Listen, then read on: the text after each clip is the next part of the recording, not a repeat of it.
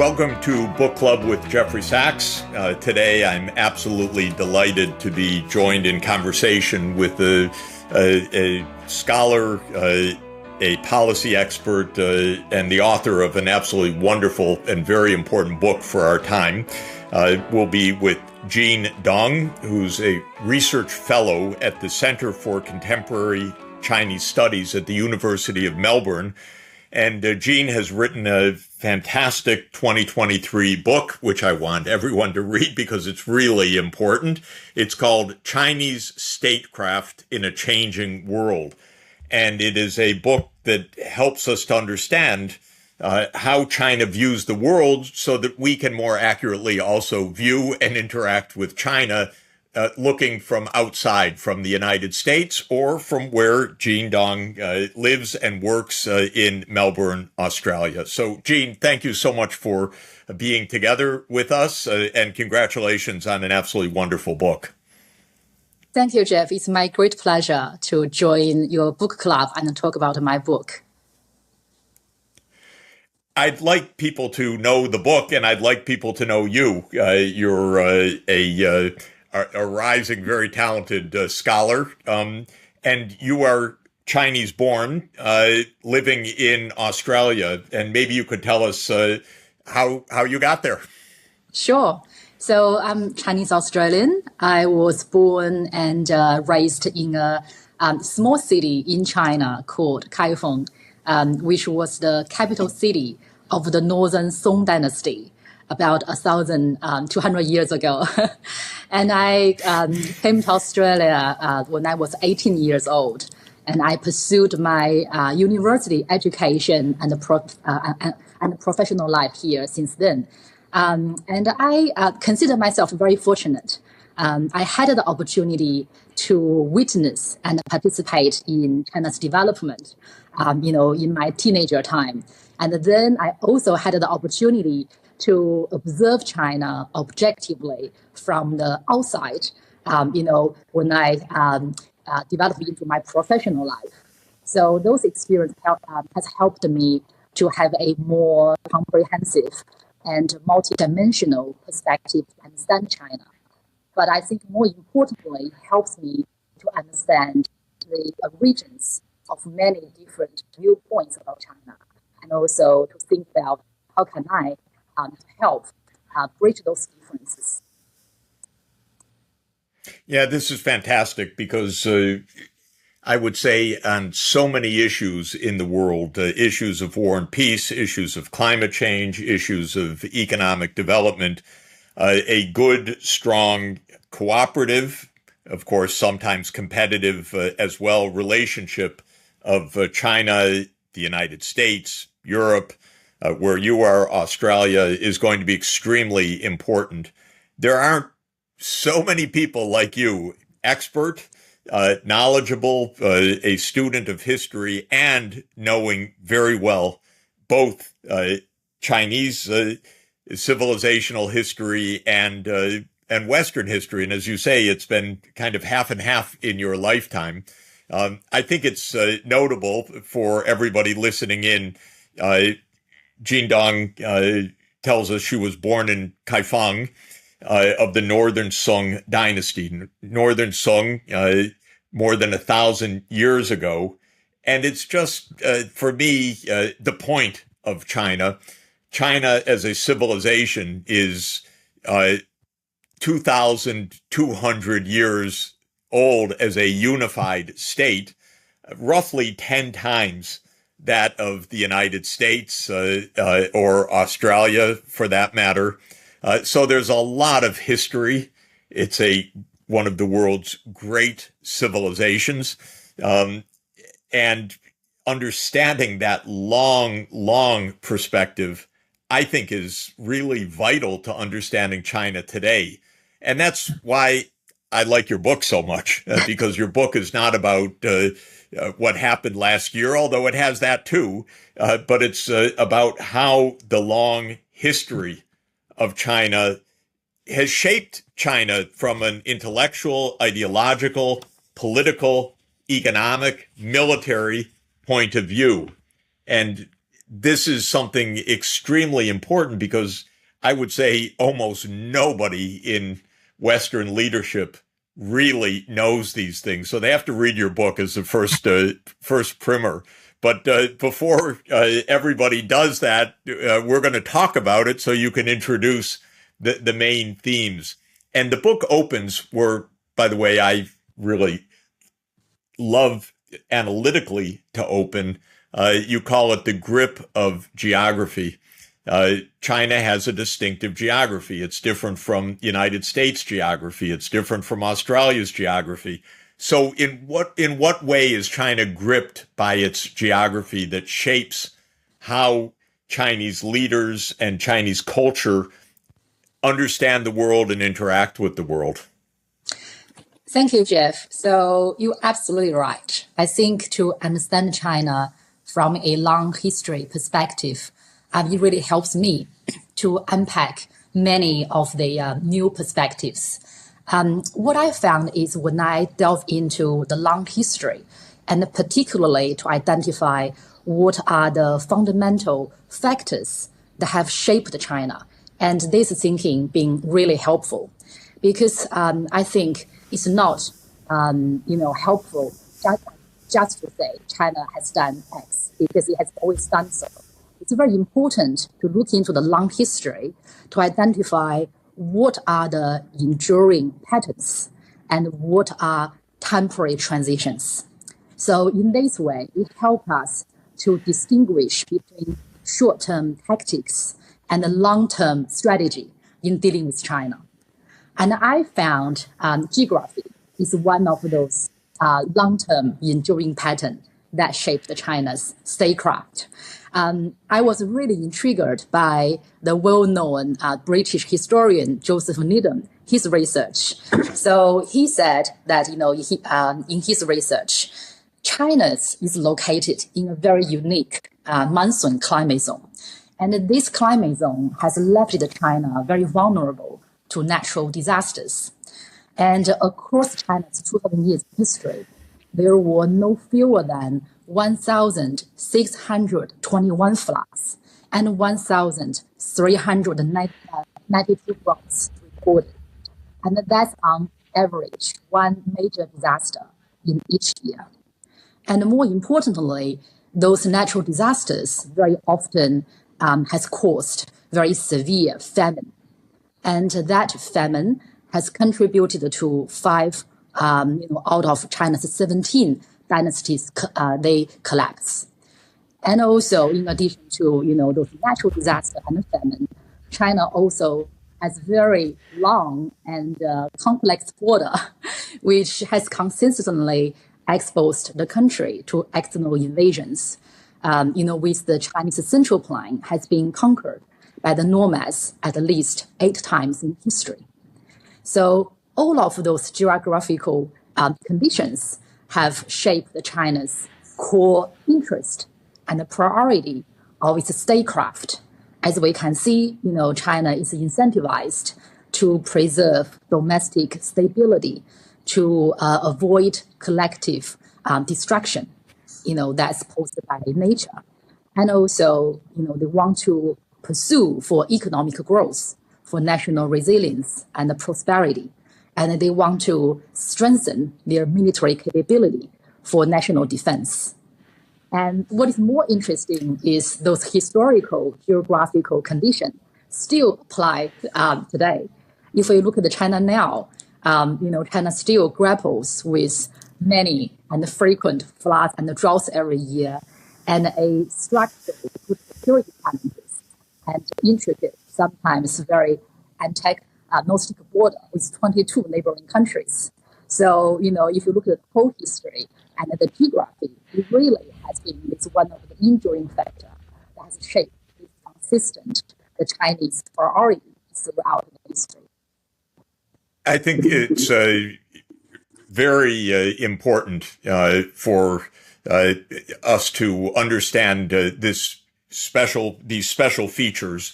And I just want to underscore a few points for people listening. Think of the difference of Great Britain, an island nation which went out to colonize other nations, so relatively small place.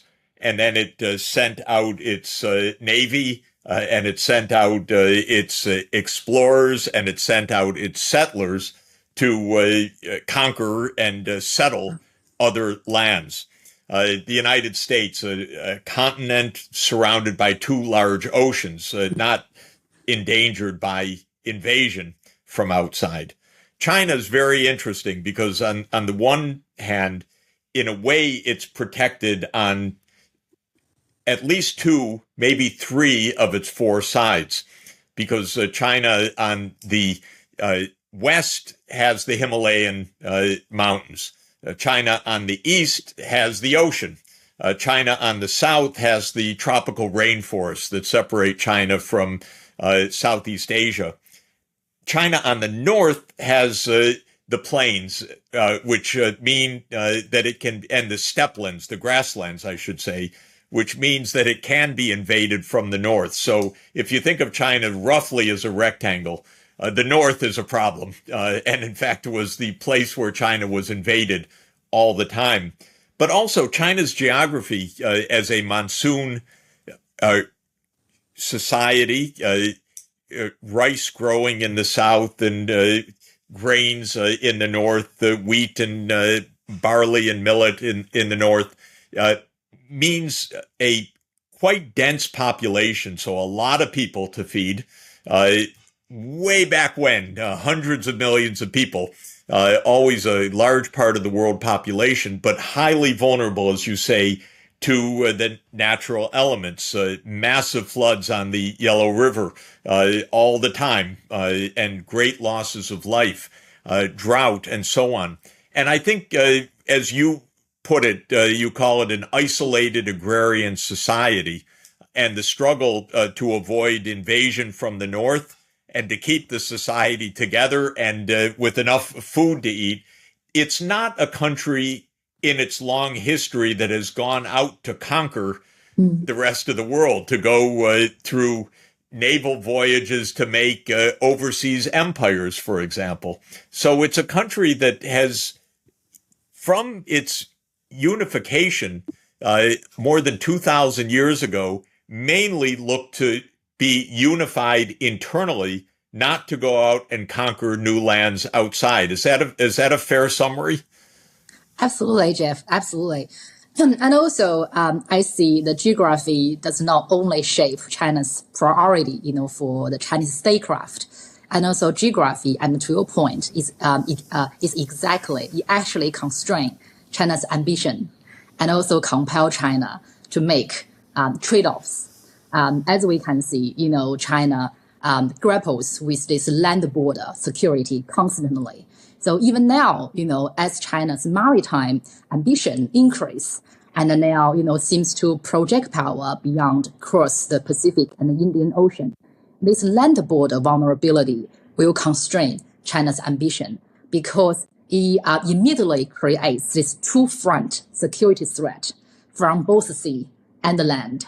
And also, you just gave the example, and when China faced the threat from the nomads from the northern frontier, China always has to balance its ambition. During the Ming Dynasty, China has to, give priority to the land security over Zheng He's sea expedition. And also in the in the 1960s, when Mao Zedong actually adopted a dual adversary strategy to against the U.S. from the sea and the Soviet Union from the land, that experience actually taught China about the existential threat of picking two fights at the same time. So I think the geography is actually a very vital factor that constrains China's ambition. Yeah, I think it's interesting for people to know it's one of the most remarkable moments of world history. In fact, not just China's history, but in the Ming Dynasty in the early 1400s, from 1405 to 1433, the Ming court sent out great naval expeditions under this admiral, Admiral Zheng He, and China ruled the seas. And if China had been Spain or Portugal in its outlook, it probably would have gone to conquer and settle colonies all over the Indian Ocean or East Africa. Maybe it would have circled the Cape of Good Hope and South Africa and discovered the sea route to Europe or even the Americas. Who knows? But in 1433, the Ming court said, that's enough. We're threatened by nomads from the north over land. Why do we have this big, expensive fleet? And actually, they grounded the fleet. They disbanded this world's greatest ocean-going fleet, hundreds of years ahead of what Europe could produce. But China unilaterally disbanded it, really left the oceans for a very long time, for centuries, basically left it to Europe. So it was a moment of history, but it's exactly what you said, the fear of two fronts. China said, we have to confront the nomadic incursions from the northern steppe regions, the grasslands. We can't afford an expensive fleet on the ocean. Exactly. And also, today China still face this challenge. And also China left the ocean for centuries, not until the reform and opening up, when Deng Xiaoping initiated, and then to really engage in the coastal city development. And then, China start to re-engage on the maritime trade. As we can see now, China has transformed beyond a single continental power attributes now to a country that possesses both continental power and maritime power attributes. And the data shows that now China maritime trade has accounted for 95% of its total trade and almost 45% of its total GDP. So now we can see, China has really transformed. But I think right now we see its maritime military build-up still very much around to defend the maritime the transportation line rather than a outgoing the imperial ambition. Right. So this is very important. China was very much an agrarian and very poor country throughout its history. It fell far behind the industrialization process of the Western countries and its neighbor, Japan, which I think was especially annoying for China because Japan, in a way, was supposed to be following China, and then Japan became the industrial power of East Asia at the end of the 19th century and invaded China. So that was doubly unfair, I would say, in that sense. But when in the last 45 years, China reformed its economy, became outward looking, by the way, with the big encouragement of the United States, joined the world economy, and the wisdom of China's great reformer of that period, Deng Xiaoping. China began to trade on the oceans, and it became a great trading power. But it also means that China is very dependent on its sea lanes now. It's dependent for its food supply on the sea. It's dependent for its energy, especially from the Middle East, oil carried by tanker. And China fears that the United States has choke points on these sea routes. So China looks at this and says, well, we want to be internationally engaged, but we also have concerns. So can you explain what those concerns are? Because you discuss them at some length in the book, the first line and the second line. And what is this issue? Because the U.S. interprets every move China makes as aggressive, but I think your book explains it's quite from a defensive point of view, not from an aggression point of view. Absolutely. So as you just mentioned, Jeff, now China is very concerned about its maritime security from both economic perspective and the geopolitical perspective, because really the oil transportation is China's lifeline. So if we look at, for example, Taiwan, as we can see, China now start to take more assertive stance towards Taiwan. And of course, there are strong political reasons and also the nationalistic concerns. But beyond that, if we look at from the geopolitical perspective, then Taiwan is located as the midpoint of the first island chain. And wartime, the first island chain could block China, from its transportation line and also cut off China's international trade. So I think that's one of the key concerns, for China, because in a competitive global world, secure and constant access to maritime resources is critical for, many, many countries. And just the fear of losing the access itself could lead to war. As we can see in history, Japan was one of the examples. And so you see China now start to take more assertive stance towards Taiwan. And also in order to reduce its fear around the blockade, around first island chain, we see China now start to project power in the South Pacific. And that's primarily aimed at neutralizing the first island chain and, hope to project power beyond the second or third island chain to deter potential opponent. And also we see, China's continuous military buildup in the South China Sea. That's because South China Sea is very important to China's true ocean strategy, which is, for both Indian Ocean and Pacific Ocean. And I remember the, renowned geopolitical expert Robert Kaplan made a really good point. He said, if you think about the greater Indo-Pacific is as the Mediterranean Sea, and the South China Sea is located at the heart of the whole region.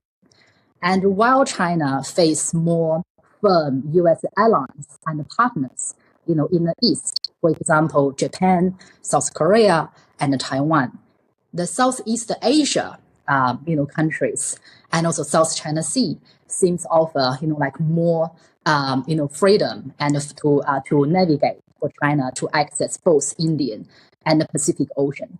So, that's, where I see some of those underlying motives behind China's action. But, this is not to say we have to agree or endorse China's action. This is more to say to understand the complex interplay of those motives. But like I said, those military build-up, is very concerning, and we have to acknowledge that. But one important angle to look at that is the motivation behind those actions is for determination, not desperation.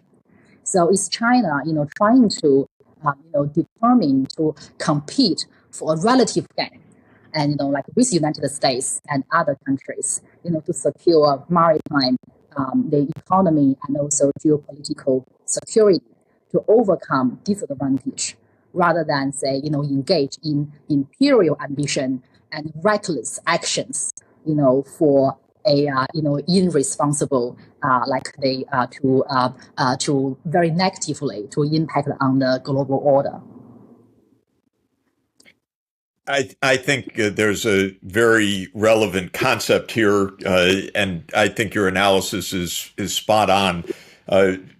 My late colleague at Columbia University, Robert Jervis, who was an expert on international relations, coined the term security dilemma. Yes. And what he meant by that was a psychological idea that what looks to one country like an aggressive move actually could be really a defensive move by the other side. Maybe the other side doesn't even want to declare it as a defensive move because that in itself shows a vulnerability. But when China strengthens its Navy, for example, or its military presence in the South China Sea, the United States jumps up and down and says, you see, China's threatening the countries of Southeast Asia. It's threatening the world. It's threatening our allies. Whereas China's view is this is defensive. the U.S. has surrounded us with military bases in Korea, in Japan, with an alliance with Australia, with military bases in Southeast Asia, all along our trade route. Are we supposed to just sit there and be vulnerable to the United States? No. And so what looks to the U.S. like, China being the new aggressor or threatening the international order, to China looks like a defensive action. And I think that's where your long history is really helpful. If China had a 2,000-year history of overseas empire, that would be one thing. But China has never had an overseas empire. I don't know of a single case, by the way, of China having an overseas empire in its 2,000-year history. I may be wrong, but I can't recall a single case. No, I don't think so. And also, I know, right now, China's aggressive military build up, cause many concerns. And so I think, it's quite important to understand, to deal with China nowadays, we need a multifaceted approach. That means, I don't deny the importance and the necessity of the economic and also the, even military, the deterrence to counterbalance China's influence in those regions. But just in this age of uncertainty, and also the global world is filled by this distrust, as you just described.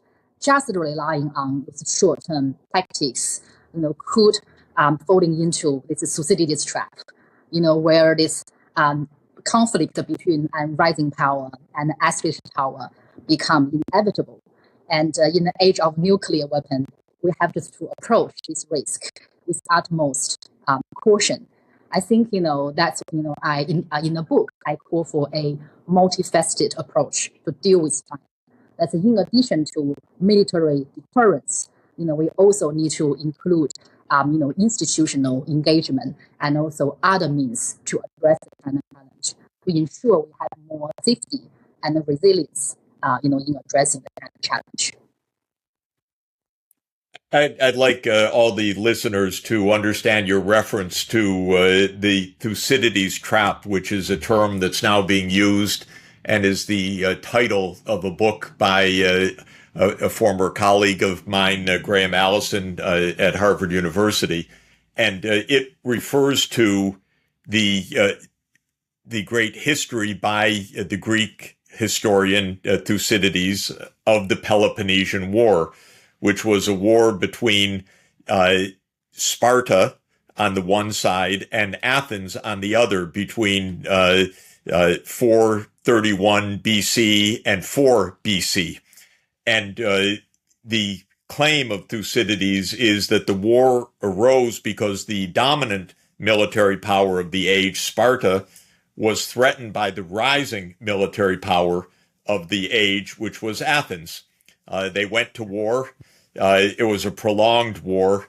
I think the main lesson of history, I'm not sure that either Sparta or Athens knew it at the time, but the main lesson of history is that they both lost by that war, even though Sparta won the war, so-called, in 404 BC.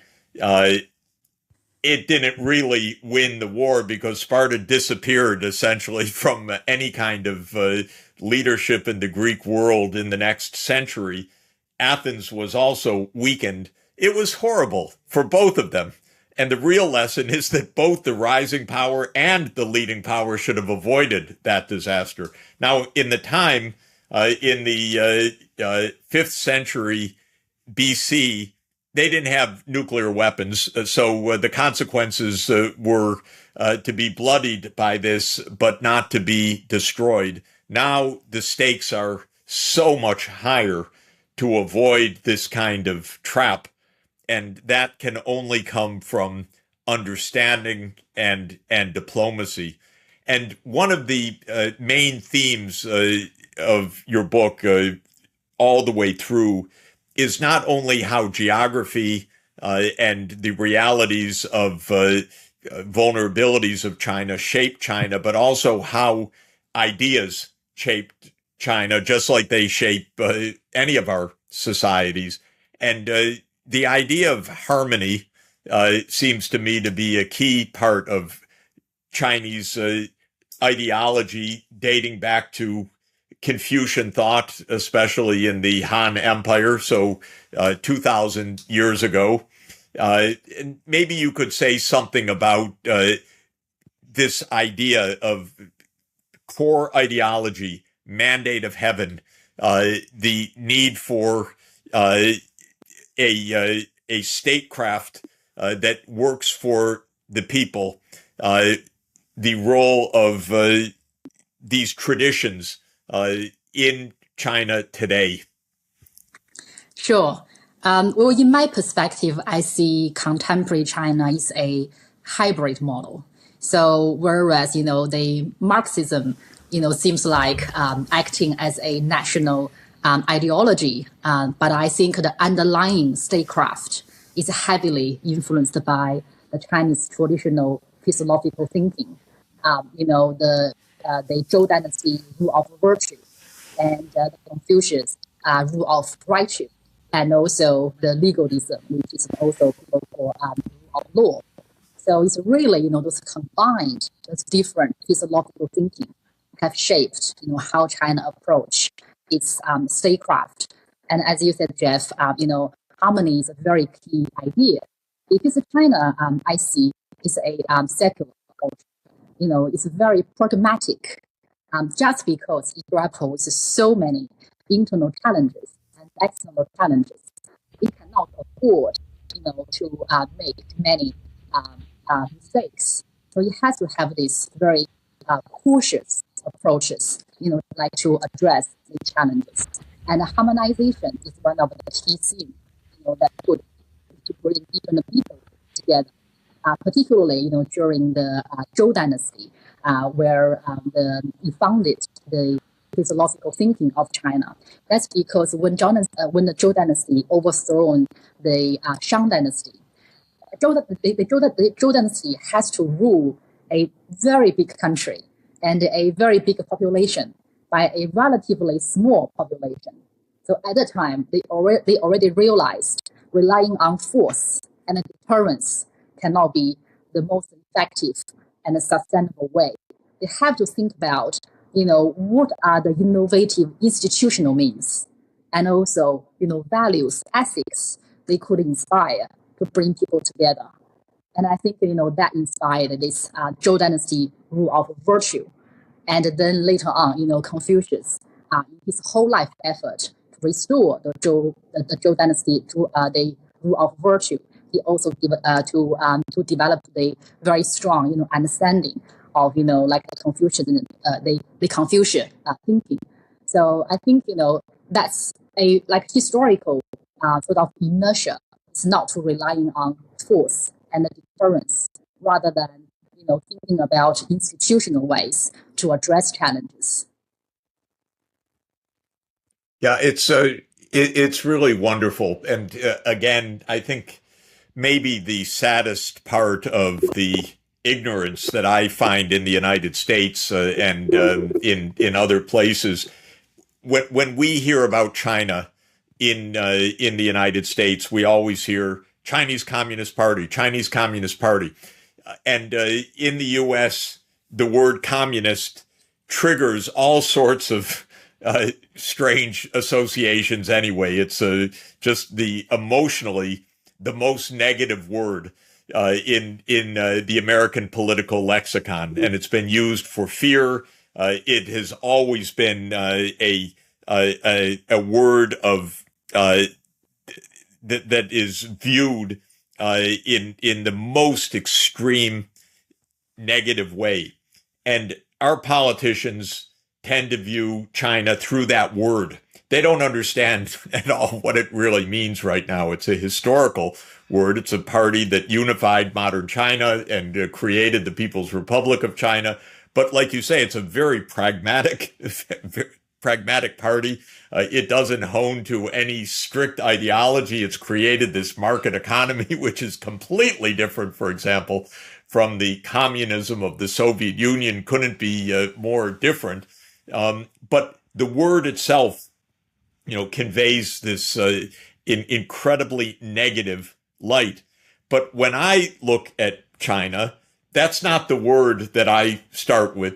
For me, China has this very deep persistence because China looks to me a lot like the Han Dynasty, a lot like the Qin Dynasty. It's the same geography. It's a centralized administrative state. It has a very sophisticated bureaucracy, which has been the tradition of China for 2,000 years. And in this sense, I see more continuity than a word communism or a particular party. I see a lot of continuity in China. And incidentally, my own experience, having worked all over the world, is political cultures are very deeply continuous, even when economies change. Russia, to me, looks a lot like the Tsar still. It looks a lot like the Tsarist regime, which had its strengths and its very different political culture. But there's a persistence in this that we should appreciate and not simply put very simple-minded labels to it. But I like the emphasis because I think it's exactly right, Gene. What you say is pragmatic and cautious. And this is also how the reforms have been extremely intelligent, but very practical. Of course, the most famous expression of the greatest reformer, Deng Xiaoping, is it doesn't matter whether the cat is black or white as long as it catches the mice. So the ultimate in pragmatism. And don't put labels on things. And the other famous expression is cross the river, stepping one stone at a time. So be cautious. Know that you have a firm footing underneath you as you cross the river. So I think that this is a very, very important point of all of this. You say that in your conclusion, after you've looked at the issues of geography, the traditional ideas, the way that the political system works, the current military buildup and its nature, you then say that we are at a crossroads. I don't think you use that, but you say we're at the confluence of two long cycles of state power and of technology. Could you explain that concept? Because I think that's also very, very important and correct. Thank you, Jeff. I think, you just explained the Thucydides trap. And I know, like many people seems to understand China-US relation from that angle. And I also know, sometimes people use Cold War or even World War analogy to describe where we are now. I think they are not accurate and not sufficient. I think, the world we are living in now is fundamentally changed. And, so it's beyond ideology. I think that angle actually highlights and embedded the danger in the current global state of affairs, that is refusal or failure to acknowledge the changing conditions of global landscapes and the genuine conflicts and changes arising from them, and just simply disguise them as ideological clash.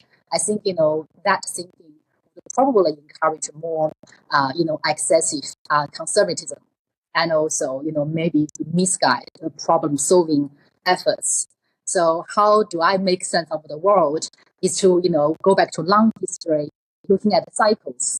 So I see we are currently really in a phase of transition.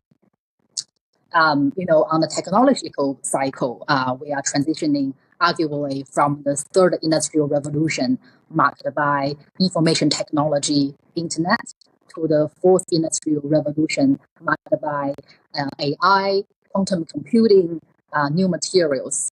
And from energy perspective, we transitioning from the fossil fuel age and to a renewable energy age, hydrogen, solar, or even nuclear energy.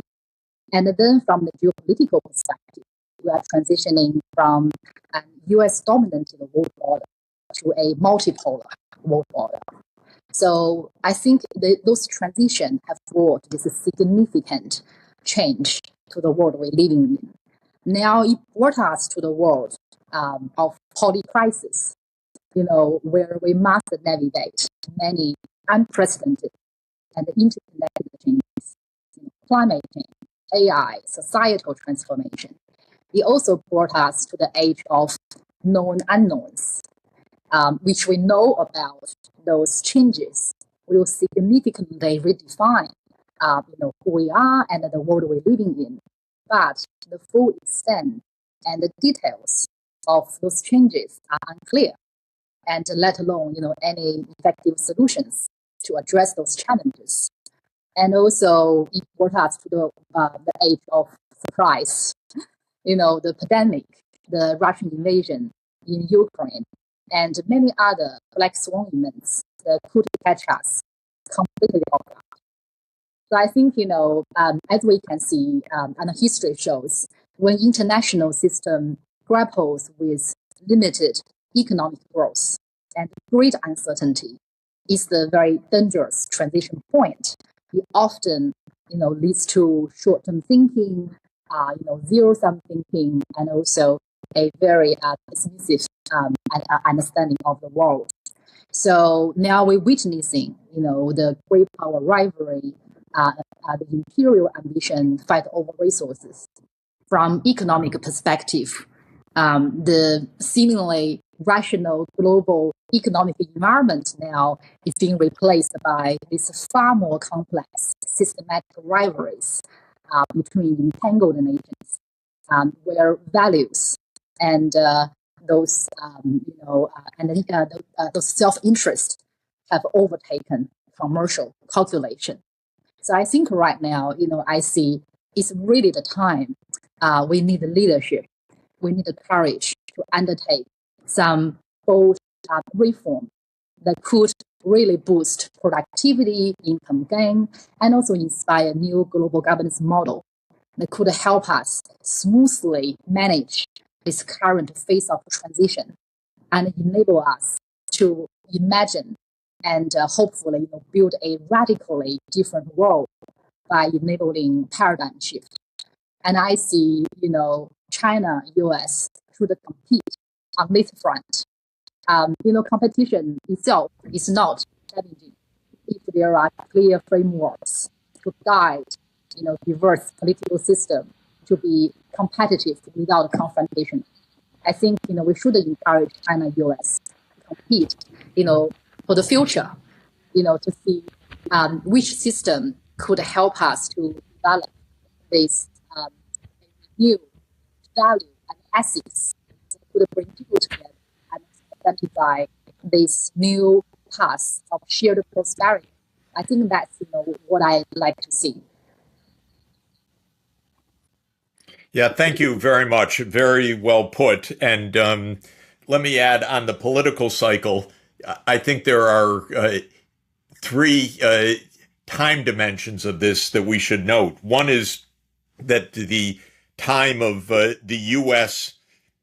basically almost unrivaled leadership has ended. That's been roughly 75 years since the end of World War II until now. There's been about 200 years of, I would say, Anglo-Saxon leadership, because before the United States, the dominant power was Britain.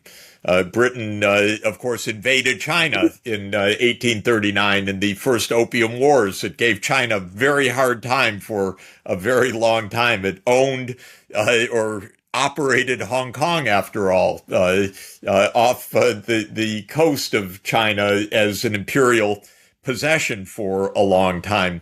So it's been 200 years of Anglo-Saxon dominance. And I would say it's been around 500 years of Western ascendancy or control, because it really was when China withdrew from the oceans and Europe entered the oceans at the beginning of the 1500s that really changed the balance of power between Europe and Asia. And it was, of course, in the 19th century that Europe became so dominant, and in the 20th century, the United States so powerful. And all of this is now changing to a true multipolar world where China is absolutely one of the great parts of the world. And from my point of view, wonderfully so, because it's one of the great civilizations of the world as well.